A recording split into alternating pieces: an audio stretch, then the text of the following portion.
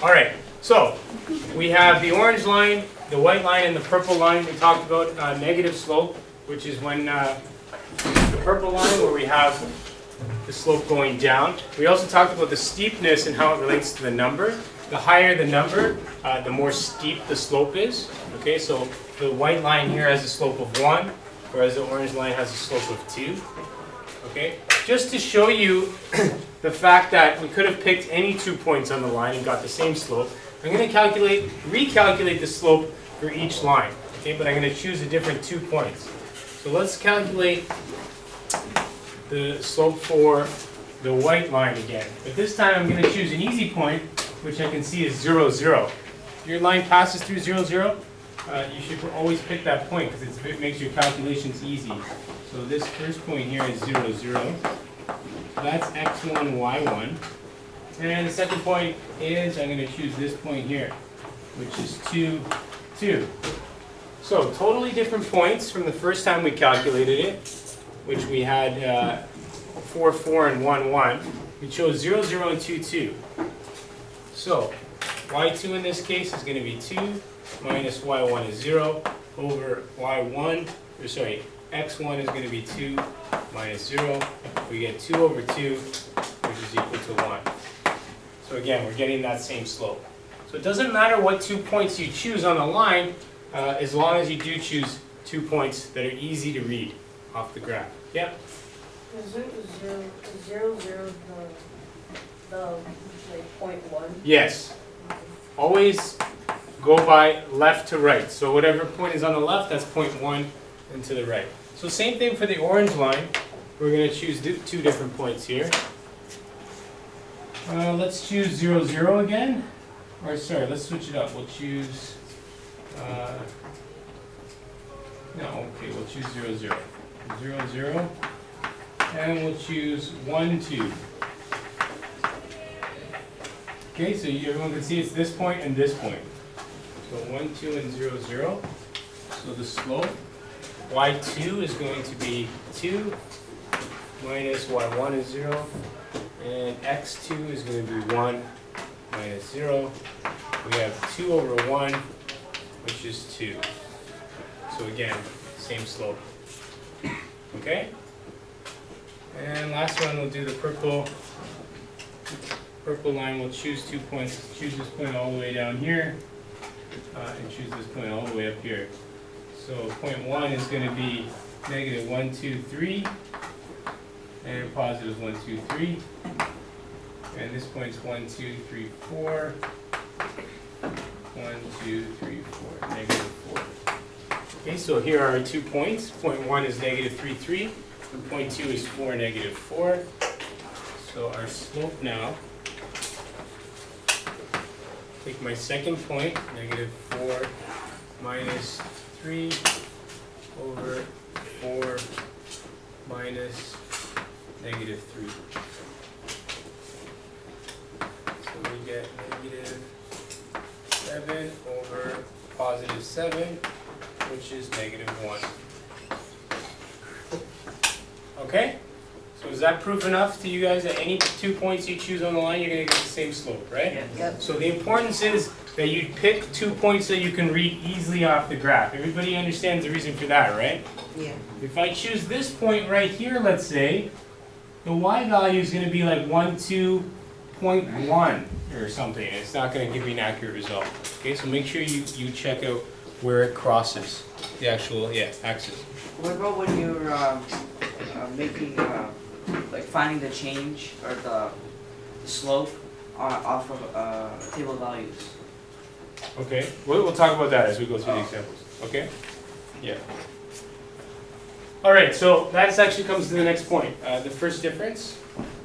So the first difference is the difference between 2 consecutive y values in a table in which the difference is between the x values is constant. All right, what does that mean? So we have a table of values here. X on one side, y on the other. X is independent or dependent variable? Independent. Always.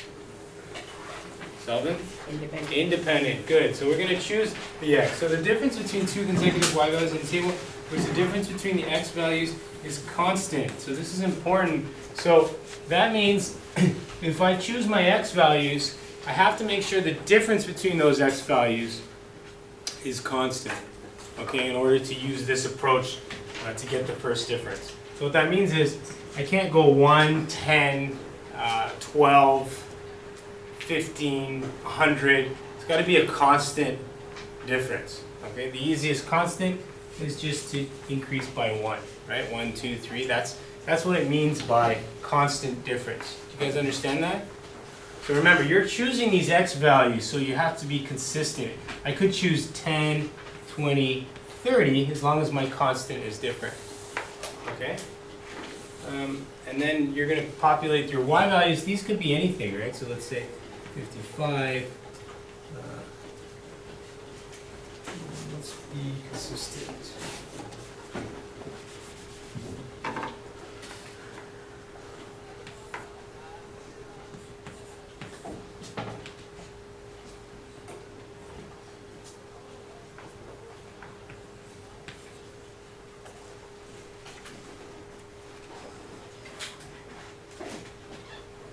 Okay, so it says the first difference is the difference between two consecutive y values. So the first difference is the difference between these two values, which is 50. So you're going to take the second value minus the first value. This gives you the first difference.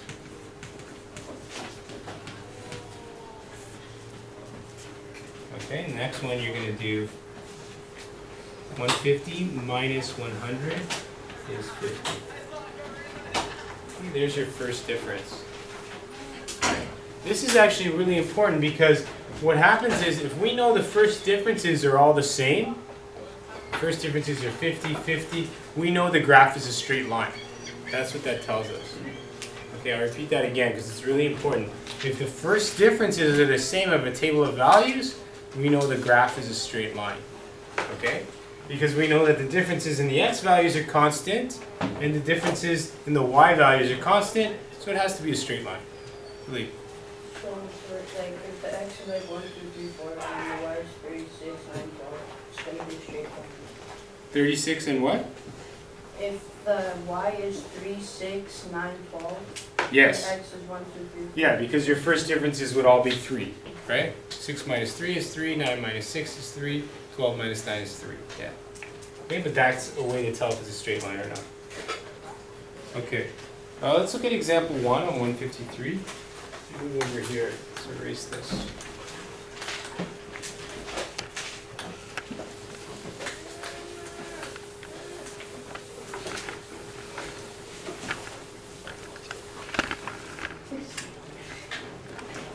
Okay, it says Andrea and Dana had cycled 30 kilometers after 2 hours and 60 kilometers after 4 hours. At what rate were they cycling? So in actuality here, they're asking for the first difference, or as they call it, delta y. So we have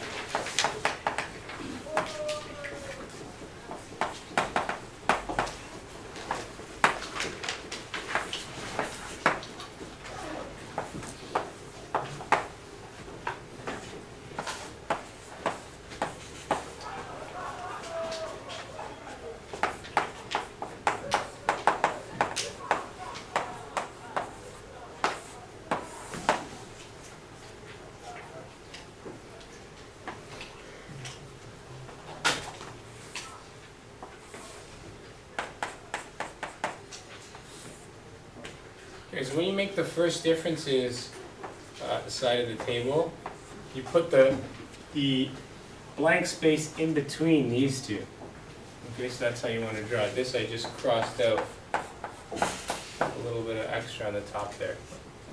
Okay, so if we were to have, let's say, another value here, you would put that value right in the middle there.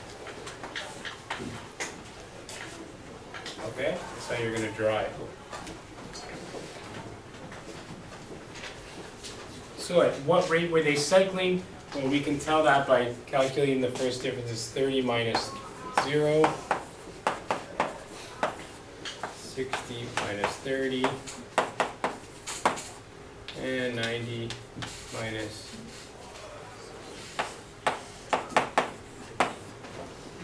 So we notice that the first differences are all the same. We know this graph is a straight line. And we know that the rate of change, so the rate that their distance is changing, is going to be 30 kilometers per hour. These are in hours. Time is in hours, and distance is in kilometers. And how would you graph this? Time would be on the vertical or the horizontal? Horizontal. Horizontal. Distance would be on your vertical. Okay, so if I were to graph this now, you'd see a very straight line. So your rate of change is 30. And the units for the change would be kilometers per hour. Yes? So every time there's a first difference, if you graph it, it would always be linear? If the first differences are the same. Yeah. Yes. Okay. Yeah. In order to get a first difference, like the x-axis has to be constant, right? Yes, this has to be increasing by the same number. Yes. Yes. So wouldn't it be for 2 hours just because the time they're like talking about 2? Sorry? Would, You see how the time is like 2, 4, 6? So wouldn't Yeah. it be for 2 hours?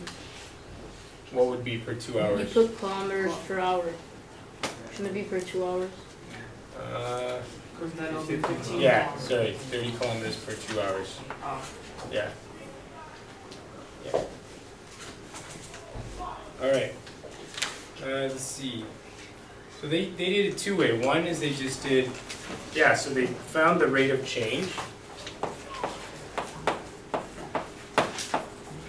Yeah, you're right. I didn't put, that was just delta y was 30 over delta x is 2.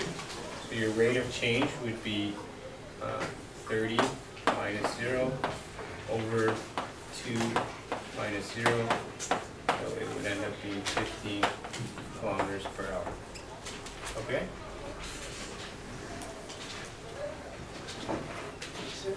Yeah? Sorry? This, because this is what they asked for in the next part of the question. The first part they said to graph it, the second part they asked for the rate of change. Yeah. So you can do the rise and the run without even doing like anything on the graph if you have a chart Yes. with that. Yep. And there's two points here. This first point you could say was 0, 0, right? That's 1 point. Point 1 on the graph. You could say point 2. You could say it would be 230, or you could say it was 460.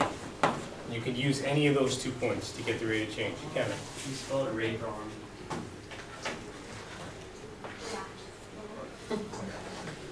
Yeah. So is that a slope? Yes. So say in chapter something, do we have add equals or slope equals? Yes. I remember when you said that it has to be legible, like the 2 points that you choose, like you have to actually see it. Yeah. But how do you know that those are? Because they've given me the points exactly. So I don't have to Oh. graph it. I have the points. Yeah. Is slope and rate of change the same thing? Yes. Okay. Any other questions? All right, we'll go to the next one.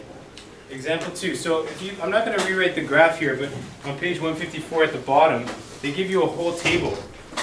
Altitude and temperature. Which one's dependent? Which one's independent? Altitude and temperature. David. Altitude is how high a balloon goes, and temperature is how hot it is. Which one's independent? Which one's dependent? Altitude is independent and how hot it is dependent. Excellent, because you're measuring the temperature and you're choosing how high you go. Okay, good. So we have temperature on the y-axis and altitude is on the x-axis. So they give you that whole table. You just need to take 2 points from there to calculate the slope. Okay, so if we look at that table on the bottom of 154, so this is example 2, I'm just going to pick any 2 points from there. Let's choose 9 and negative 23. Okay, and someone give me another point. Any point from that table. Yep. 7.6 and 2.5. Okay. I'm gonna choose that one just because it's, let's choose 7 and 11, okay? Just makes the math easier. 7 and 11. Okay? So, which one's gonna be 0.1 and which one's gonna be 0.2? Yeah, 7-11 is gonna be 0.1, okay, and then the other one's gonna be 0.2. good. So how do you know that?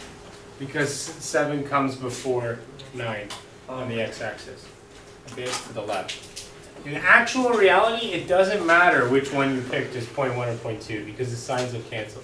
The only reason I'm making you do this and be consistent is so that you don't get confused when you start to plug in the x1 and y1. So it's good to have a pattern to follow.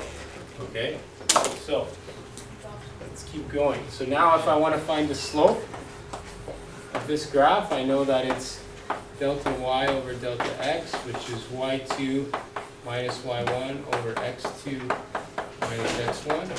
So y2 in this case, this is 0.2. I have negative 23 minus y1 is 11 over x2 is 9 minus x1 is 7. So we get negative 34 over 2, which is negative 17. Okay, so our slope then, m is equal to negative 17 for this question.